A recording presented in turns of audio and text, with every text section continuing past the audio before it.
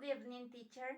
I'm going to talk about the history of the Incas.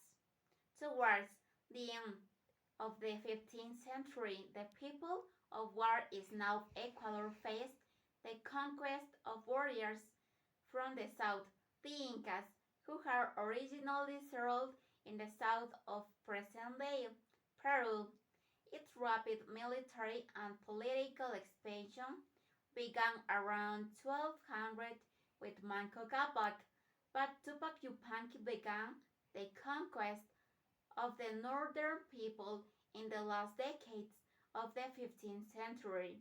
His tactic was mixed.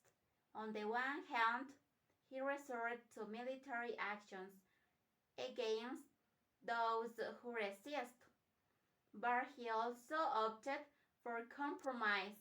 In this way, he managed to sell to the Paltas and Cañaris.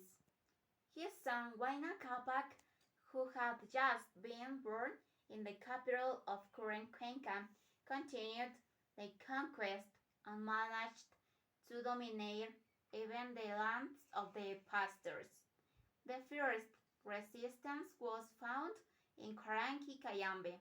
After his military success, he consolidated his triumph by marrying an important lady from Caranqui, with whom had a son, Atahualpa. The Incas also raided the coast, but their control there was partial in the Amazon. The conquest did not really take place.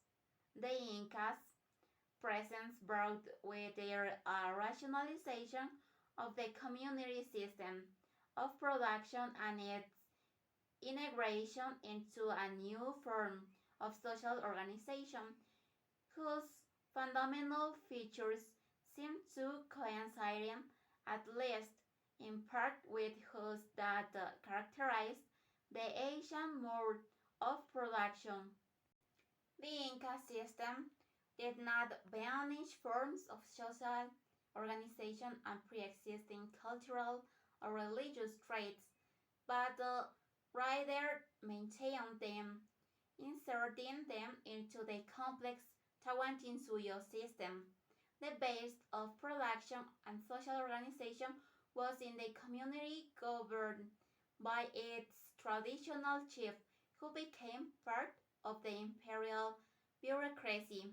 Each community had to be self-sufficient and deliver contributions and products or work that were centralized by the conquerors.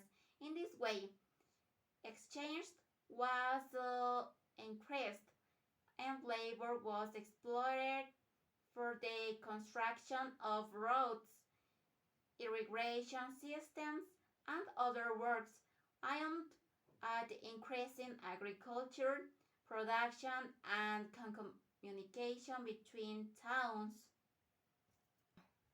The dominant caste of warriors and priests lived from the extraction of surplus labor from the communities whose political control had to be maintained through strong repression.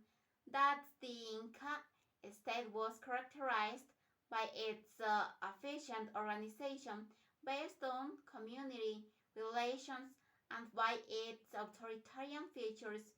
The Inca presence lasted something like 80 years in the south, 40 in the north of present-day Ecuador.